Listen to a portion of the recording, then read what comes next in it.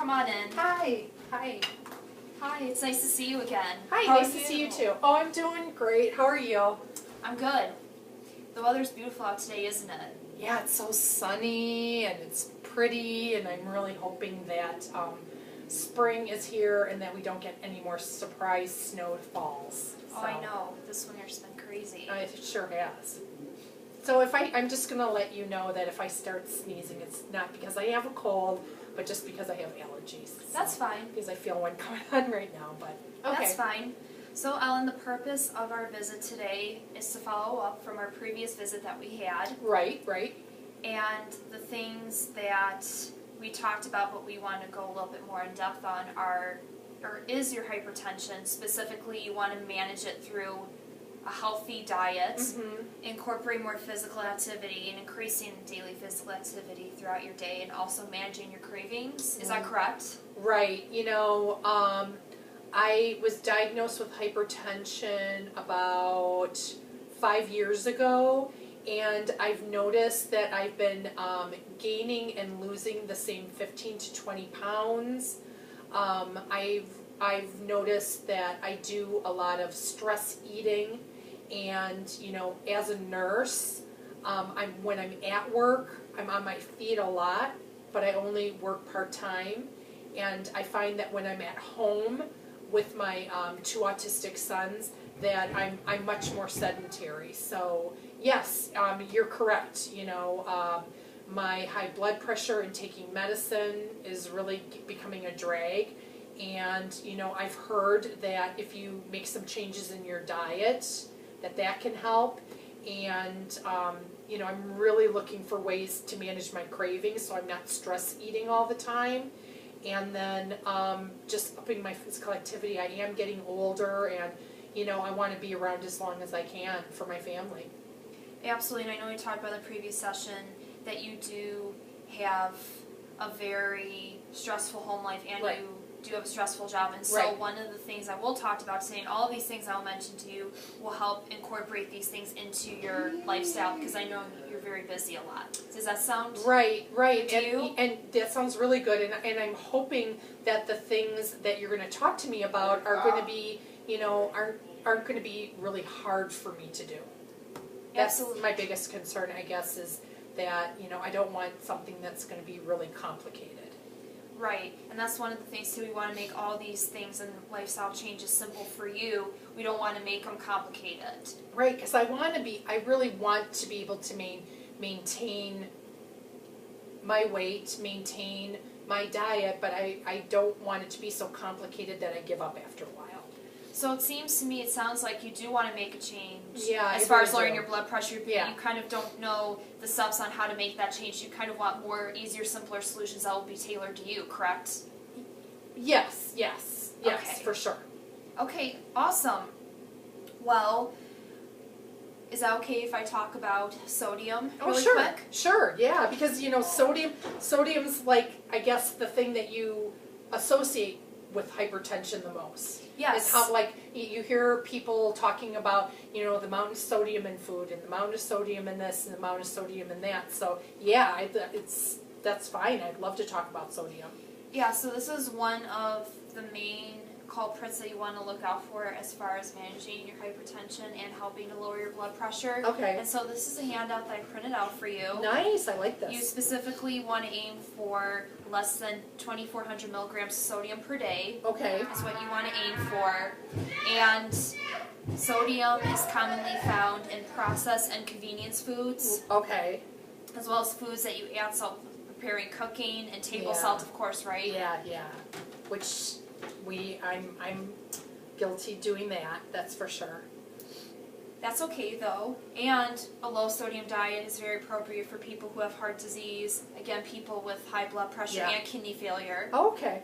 But this is an interesting fact too. Did you know that just 1 teaspoon of table salt contains just 100% of your sodium intake for the whole day? No, I did not know that. Isn't that crazy? That is crazy.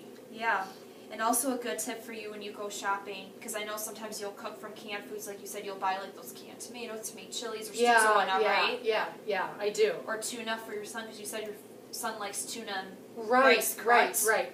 A good tip would be not only for for you, but for your entire family to get on board would be rinsing the canned foods that you get with water in a strainer, because that will cut up to 40% of the entire sodium found in the can. Wow, that's awesome. Okay, that's easy. I can do that. Absolutely.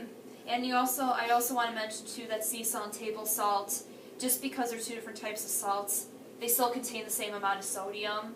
Oh. So you just want to make sure that no matter what salt you buy, you're just watching how much you put in your food. Just a little bit at a time. All right. Does that sound good? That sounds great. And then this is where you find on a nutrition facts label, so you'd see it between where cholesterol, total carbohydrates are. So when you go shopping and you need to look for how much sodium is in each product. Look on those labels. Exactly. Okay. Because that's going to tell you how much. Oh, and it also to tells you, like, how, is that the percent of your daily intake it would be? Yes. Oh, okay. All right. It's something new that the Academy came up with, nutrition facts label. So yeah, it's pretty cool. Yeah, nice. And then also, this just emphasizes what foods you should choose that are low in sodium. Yeah. These are the ones that you should avoid because they're very high in it. Okay. So anything that you find in the grocery store that's fresh produce, fresh fruits, fresh vegetables. Stuff that they call like a whole food? Exactly. Okay. Whole foods are those that are low in sodium, and they're going to really help you. Any type of eggs, lean cuts of meat, Okay. You said you eat chicken and turkey, Yeah, right? yeah. I'm not a big, like, red meat person. Once in a while. Okay. So yeah, you can definitely continue eating those. And Okay. again, salt-free spices, herbs like garlic powder. And I know you say you put some seasoned salt on your chicken, so that's really good. So you can continue to do that. Well, it's seasoned salt, though. Should I, like, watch how much seasoned salt I put on? Or should I swap out the seasoned salt for maybe, like, that Mrs. Dash stuff that's just herbs and doesn't have any salt in it? Would that be healthier? Either one would be fine because both are very low in sodium.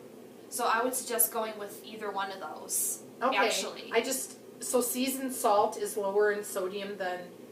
Yes, okay. it is. Okay, awesome. Okay. That's wonderful because actually I kind of like seasoned salt. So awesome. And then anything, low-fat dairy products that you find, anything, that's low-fat mozzarella cheese or low-fat Greek yogurt, you could still continue to buy that. Okay. And then plain rice noodles, any kind of vegetable oils that you cook with is what you want to look for to help manage your hypertension. And anything, when you go to the store, you want to look for broths or soups or anything canned that says low sodium on it. Okay. Or any snacks, chips or pretzels or anything, because that's going to really help cut down your high blood pressure. I have a question. Yes. So you said plain rice. Is there any difference in sodium content between white rice and brown rice? Actually, yes. There is more sodium in white rice than brown rice. And the other thing that people don't know is that white rice has a higher glycemic index. So sometimes when people eat white rice versus brown rice, it makes their blood sugar spike up. So not only does that increase the risk for high blood pressure, but it also increases the risk for diabetes because it also has a lot of sugar in it. Okay. So you can eat brown rice. Do brown rice. Okay. That will help you. Okay, Does so that I sound can good? do that. So, and then, like, things that I shouldn't be eating, like, it looks like anything canned pretty much, right? Pretty much. You can still eat canned foods, but just make sure that when you go grocery shopping, make sure on the label Read those labels. You want to make sure you read those labels Okay. exactly. They'll say no added salt, low sodium. You want to make sure you read how much it is per serving. Again, make sure that it adds up to the total 2,400 milligrams. Or less. And also rinse it like we talked about. Rinse it under the Oh, strainer yeah, because yeah. it'll cut it out. Okay, 40%, yeah. And you just want to be careful to, when you go, just because desserts, of course they have high amount of sugar, you still want to be careful because some of these commercial desserts like ice creams and pie, they still have hidden sodium in there. Oh, So you want to be careful. All right. Okay. Does that seem like a doable change for you to make? Oh yeah, this seems pretty To help pretty you? easy. Yeah, yeah. This is gonna go on my fridge for sure. Perfect. Okay, so I know you are a registered nurse. Yes, I am. And evidence-based practice is an important part Yep. of your field, Yep. as in mine. Yeah, research. It's all about the research. Perfect. So I wanted to print you out a research article from the New England Journal of Medicine about the Mediterranean diet because this diet not only helps people with hypertension, but also with many other chronic diseases. And I thought this would be perfect for you. Oh, okay. Because the Mediterranean diet isn't specifically a diet, but it's more of a lifestyle change. Okay. So how it started was, back in the 60s, they did a study, some scientists did a study out in the Mediterranean Sea where they noticed people who lived around that geographical region not only had lower incidences in stroke and heart attack and blood pressure, but also diabetes, risk of cancer, risk of colon cancer, Oh, wow. IBS. It was really interesting. And Yeah. so they incorporated this throughout other populations around the world, and this specifically looks at our country and looks at population in the United States and how incorporating this Mediterranean diet helped to limit these risk factors for cardiovascular disease in these population groups and in the study population, but also decrease the risk for high blood pressure, diabetes, and again, like with cancer, like I talked about, and all these other chronic diseases. Yes, yeah. And what the main emphasis is on is not just about making healthier food choices, but incorporating physical activity through simple exercises and through simple changes in their daily routine. And also social support is a big one too, having people in your life and people you can talk to. Yeah. Does that sound good to you to read this Yeah, article this and sounds go over? really interesting. I look forward to reading about it, for sure. Yeah, it's become a very popular diet. I hear a lot of people talk about it. So what is this Mediterranean diet? Is it like complicated? Is it doable? Like what are the components of it? What is it? Okay, so I made you a handout that goes over all the characteristics nice. and components of it. And actually this diet is very easy to follow, and it can actually be tailored to each individual based on what their preferences are as far as foods go or what they enjoy. Okay. So these are just the 10 characteristics about the Mediterranean diet that are very important. One of the main emphases is that it goes over eating whole grains and fresh fruits and vegetables and fresh produce, because these are not only rich in fiber, which will help to increase your satiety and energy, but these also contain very important vitamins and minerals that are important for your body's functioning, and they're also rich in antioxidants, specifically fresh fruits and vegetables, which will help to decrease infections, help improve cellular immunity, to keep you very healthy overall. Okay, and it says that, should be eaten at most meals, so like breakfast, lunch, and dinner. Correct, right? breakfast, Okay. lunch, and dinner. And then another important factor, probably number one or number two, but the most important component to the Mediterranean diet is olive oil. And olive oil is rich in monounsaturated fatty acids, which means that it's going to reduce the inflammation in the body, which will prevent markers of stroke, cardiovascular disease, because when you're eating a lot of saturated fat, it's going to increase those inflammatory markers, and that will cause your hypertension to increase and also lead to cardiovascular events. These will prevent that, and of course olive oil is a primary source for dietary fat because you need healthy fats to keep your body healthy and insulated, to keep a regular body temperature. And olive oil is very high in phytonutrients, micronutrients, and healthy promoting fats. So it's not only good for your body nutritionally, but it's also it's also an easy replacement, because as you know, olive oil is almost in every grocery store. Right. It's easy to find. You can substitute it for couldn't you substitute it for any other oil? Pretty much, Absolutely. like in salad dressings, or if you're marinating or you're cooking or anything like that. You know what? I think I even saw in the grocery store they have olive oil blends of margarine and butter and things like that, don't they? Yes, they do. Okay, cool. That'll be another way you can incorporate Plus, that. I love olives, so. That's good. Perfect.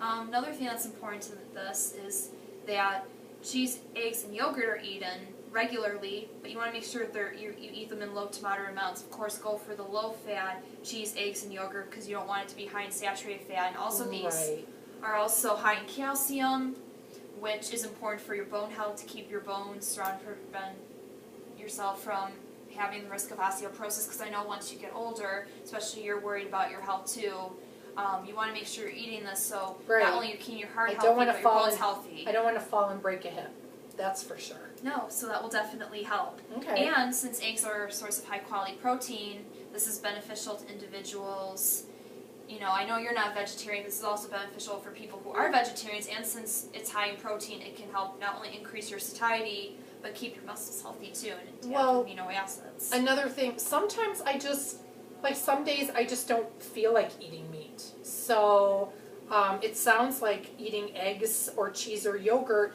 might be a good substitute on those days that I just don't feel like eating meat. Absolutely, and one of the biggest complaints that I hear is people who are vegetarians, like, before they go on it, they're worried that they're not going to get all their vitamins and minerals, but you can still eat these to get all the vitamins and minerals that you need, but you necessarily don't have to eat meat to get them, if that makes sense. Yeah, that makes total sense. Okay, good. You also want to eat nuts, beans, legumes, and seeds, because not only are they a good source of protein and fiber, like I talked about, but a good source of healthy fats to incorporate those monounsaturated fatty acids in. All right. And then herbs and spices are very important too. They add a lot of flavors and aromas to the food, but they also reduce the need to add fat or salt when cooking. Do you cook with a lot of spices when you're at home? You know what I like to use? I like to use those Mrs. Dash blends. So I have probably 5 different kinds. So yes, I mean I like ones that are already pre-mixed.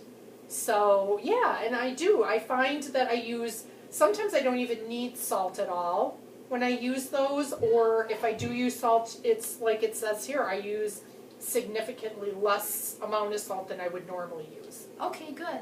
That sounds easy to make. And then also fish and shellfish are very important in the Mediterranean diet. You know, anything from tuna to sardines to salmon is rich in these omega-3 fatty acids, which reduce the risk of inflammation. What about like shrimp and scallops and lobster? Absolutely, and you things can eat like that too. Oh, yeah. Do you love? You know what? I'm not a big fish eater, but I do like lobster, crab, scallops, shrimp, that kind of stuff. Yeah, anything like that you can still eat because it's rich in those omega-3s. Nice. It's going to help reduce that inflammation, and it also helps people with rheumatoid arthritis too. I just read a study that helped people reduce that inflammation in their joints, so it's very beneficial for that too. All right. And then also you want to make sure you limit your sweets to small portions. Okay. And what's important in the Mediterranean diet that they eat when they get those sweet cravings is that fruit is ever present at normal meal times at every meal. So a good example that you could eat is gelatin or sorbet with fresh fruit, or just eating fresh fruit throughout the day. Yeah. And you can eat that in small portions. Nice. Does that sound doable? Oh, it's totally doable. I like eating fresh fruit, so that wouldn't be a problem at all. This one I'm really liking. Oh, the wine? Yeah. Yep. I'm liking that. Yeah, my clients really like it when I talk about this because it's important though. Wine in the Mediterranean diet is very important as a social component of this because if you drink at least 1 to 2 5-ounce glasses a day for women and then 2 5-ounce glasses for men, it's going to help to increase those antioxidants. But mainly I'm talking about red wine, not white wine. Oh, okay. So if you drink about 2 5-ounce glasses of red wine per day, it's rich in these compounds called tannins, which are a phytochemical plant sterol, but it's also rich in antioxidants, which is going to increase your cellular immunity, and it also is meant to help lower blood pressure as well. Oh wow! By decreasing LDL cholesterol. So when I'm having my wine, I can say I'm lowering my blood pressure. Yes, see, there you go. Very cool. I like that. And again, meats are in this too, but lean cuts are preferred. So again, I know it looks like small portions too. Exactly. Yeah. And I know you said you eat chicken and turkey, you're not really a big meat eater, so that's okay. Okay. And then finally, water is an important component of the diet because not only does it help with hydration throughout the day, but it's essential for life and it makes a positive contribution to health, well-being, and then also your energy levels. Oh, okay. So that's true. Yeah, water is very important. I know when I don't drink enough water, when I'm at work, my energy level really decreases. That's cool. Thank you so much. Yeah. I like that. Thank you. That sounds like it might be doable. Awesome. Are there any other diets, or is there any other things that are recommended for people with hypertension? Yes, there's this one popular diet, and it is called the DASH diet, and it stands for Dietary Approaches to Stop Hypertension. Okay. And then this is actually another research article for you to read. Oh, nice. Okay, thank you. You're welcome. It's from the American Journal of Clinical Nutrition, and so this emphasizes how the DASH diet, but a higher fat or higher monounsaturated fat DASH diet helped to not only decrease blood pressure, but also decrease their lipid panel markers such as triglycerides, Oh. raise their HDL cholesterol, and lower their LDL cholesterol. So it's also good for people who have high blood pressure and high cholesterol? Yes. Oh, okay. Cool. So what's the deal with the DASH diet? Like what's the difference between a DASH diet and this diet? Okay, so then this is a handout from the University of Kentucky, and it emphasizes that the DASH diet, what makes this different is that its primary focus is on whole grains and fruits and vegetables and cutting out a lot of the high-fat foods with the dairy and the meat. It is the same principle, but you're mainly cutting down the saturated fat. Okay. Does that make a little bit of sense to you? Yes. Okay. And then like I see here like servings. How is there somewhere like a website or somewhere I can go to get like a master list of what a serving is for like whole grains or whatever? Yes. One of the popular websites that we have is My Plate Super Tracker. What's great about this is you can track the foods that you're eating, but it also tells you what your portion size is or what a portion size should look like. Oh, okay. Yes. That's wonderful because that's, I think, part of my problem with food is that I don't know what a healthy serving or healthy portion size is. So that would be great. Is that like an app that I can put on my phone? Yep, you can put that on your phone. Awesome. There's a couple of them there through My Plate that you can put on your phone that will show you exactly what kind of a portion you need to eat for meat. 3 ounces is about the size of your fist, or handful of grapes is about the size of your fist. So something easy with the visual that you can see with My Plate. Okay, cool. The other thing too is the My Plate tool. It shows that you should have, it's a plate that's about as big as my hands right here, but you want half of them to be whole grains, and then a little bit of them to be vegetables and fruits, and then a small portion to be dairy, and then a little bit of that to be protein. But there's a whole visual that you can print out, and you can put your food on to see how much you need throughout the day. That Does that sounds kind cool. of answer your question Yep, about portion sizes? So what you should, help me go over this and understand what this is all talking about. Okay, so this is just talking about the DASH diet and how you want at least 6 to 8 servings of whole grains each day. Okay. Again, whole wheat bread. I know you said you eat whole wheat bread in the morning. Yeah, I do. Your banana and almond butter. That's perfect. So about 6 or 8 servings of those is good. So is like a serving would be 1 slice of bread? Yes. Okay. And then you want to have 4 to 5 servings of fruits and vegetables. Oh, so of each? Of so each. 4 to 5 of fruits and 4 to 5 of vegetables? Yes, because the wonderful. prime focus. Yes, because the main prime focus of this diet is incorporating a lot of fresh fruits and vegetables. Yeah, because I mean that's like between the two of them that looks like 10 servings right there. That's wow. And as you can see here, it says DASH diet not only helps to lower blood pressure, but also prevent heart disease, stroke, diabetes, and even some forms of cancer, like you mentioned about your family history of breast cancer. Right. This would definitely decrease it. Very cool. Okay, I'm not a big dairy eater, and it looks like there isn't a huge focus on dairy, so that's good. Once in a while I maybe like some yogurt, but I like cheese once in a while. I like yogurt once in a while, but not that often. And I don't drink milk at all because I just don't like the taste of it, so that's kind of nice. 4 to 5 servings per week.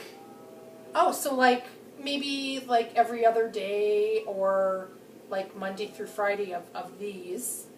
So that means I really shouldn't have my almond butter every day. I should maybe switch it up a few days a week. Yes, another good way to incorporate with this too is instead of almond butter, a great way to introduce healthy fats but healthy fruit and vegetables, avocados. You can get some avocados at the grocery store, peel it out, and you could put that on your toast instead. And this is a great way for you to incorporate that. But there's 7 days in a week, and it says you're only supposed to have 4 to 5 servings per week. So my question is, so is this saying that I really shouldn't probably be having my almond butter 7 days a week since you're only recommended to have 5 servings? Oh, I'm sorry. No, yeah, you can eat that, but I would suggest limiting it to 4 to 5 days a week. Probably not 7 days a week, if that makes sense. Sorry about your question. So yeah, maybe I'm gonna have to come up with maybe another option for breakfast so that I'm not eating that same thing every day. Okay. And then again, with the DASH diet, you do want to limit your servings of meat, but you want to have less than 6 servings of meat a day. But mostly you want to eat fresh cuts of meat, like lean meat, like chicken, turkey, any kind of poultry, bird, and fish too, like you talked about. You like lobster and all that. Okay. Mahi, so that would be good. All right. Sweets you do want to limit to less than 5 servings per week. Okay. But a good way to keep those sweet cravings in, if you do have them, is to incorporate more fruit. Because I know you said you like eating bananas and pineapple and all that. And those are all sweet. So another good sweet snack you could probably do is you can cut up some pineapple and you can put that with some low-fat Greek yogurt, mix that in together. Oh, and then I can get my dairy. Oh, what a great idea. Yeah. I can kill 2 birds with 1 stone. Wonderful. Yeah, see, there you go. And then finally, on the DASH diet, you do want to limit your servings of fats and oils to 2 to 3 servings. So that's about like a tablespoon. But again, like we talked about with the olive oil, if you use a tablespoon of that for each meal, that will not only help manage your hypertension, but it's an easy oil that you can purchase and use for everyday cooking. Right. For all foods. Does that sound good to you? This sounds excellent. Wonderful. All right. So what's next? So the next thing I want to talk to you about is your cravings. You mentioned to me that during times of stress you do have cravings that pop up every once in a while. Can you talk to me more about that? Well, I think it's more has to do with stress. When I'm stressed out, the first thing I think is, what can I eat? So. Okay. I crunchy stuff, salty stuff, so unhealthy things. So what I hear from you is you're saying that you crave salty and crunchy foods when it comes to stress, correct? Right. Do you have any support from your family? Yeah. You mentioned to me you do, right? Yeah. I do. My daughter and my husband are very supportive. Okay. It would maybe be a good idea if, have you ever thought about talking to them about how you're feeling with these cravings and everything, or doing activities with them to distract you from we having could probably those feelings pop play, sit and chat, or we could probably play games, cards, or something. Maybe, go for a walk, go outside and swing on our swing outside. Yeah, those are all things I could do. And maybe you can even do some activities with your sons too, like maybe if you go outside and do some yard work with them, or maybe if you take them for a walk, that not only will help you spend more time with your family, but distract you from your cravings and that sounds good. And increase your I can do that. Does that sound good? Mm-hmm. Okay. And then just some substitutes I want to talk to you about. If you are alone or you do have those cravings pop up, some good substitutes would be having cheese and grapes. Again, having those little packets of cheeses, the low-fat kind, or those mozzarella cheese sticks. Yeah, I like those a lot. Mm-hmm. Do you like to eat those? Yeah, I like those a lot. Yeah, so you could have some of those, 1 or 2 of them, and then have about a handful of grapes about the size of your fist. You can have a small amount of that. All right. Some small amounts each time when you're feeling hungry throughout the day. Okay. Sound like a substitute? Mm-hmm. Okay, and then a couple others I want to talk to you about is if you're craving crunchy foods, even a little bit of salty foods, a good option is to have tray of raw vegetables, like any of your favorite vegetables, kind of. Okay. Like, do you have any vegetables that you like to eat? Baby carrots, cauliflower. Okay, so you can eat some of those at night, because you told me those cravings mostly happen at night. You're watching TV, right? Right. Okay, so you can have some of those, and you can buy, those containers of Sabra hummus. You can have 2 tablespoons of that and have some vegetables with some hummus, because you're also incorporating the healthy fats. Right. But you're going to increase your satiety, so you're going to feel full longer with the fiber. Okay, that sounds good. And you can do the same thing, too.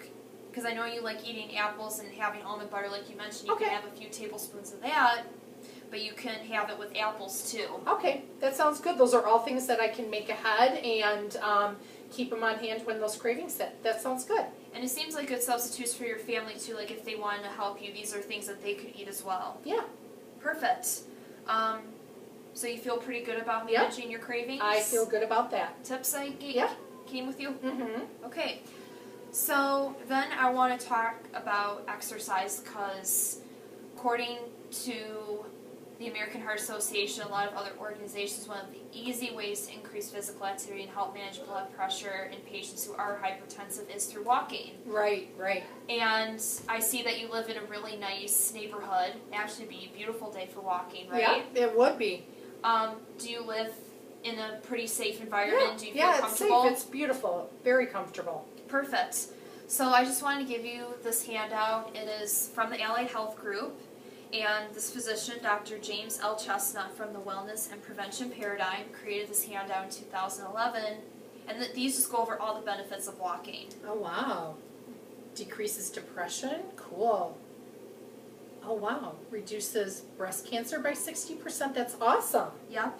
And also helps to increase digestion. Nice. And it helps to prevent heart disease cases by 50% and stroke cases by 50%. Decreases rate of aging. Oh, wow. Look down here.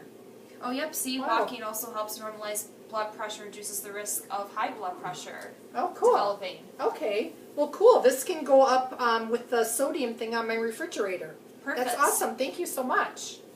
And then these are just some handouts from the American Heart Association that go over the benefits of walking, like we mentioned before. Yeah. It does blood pressure.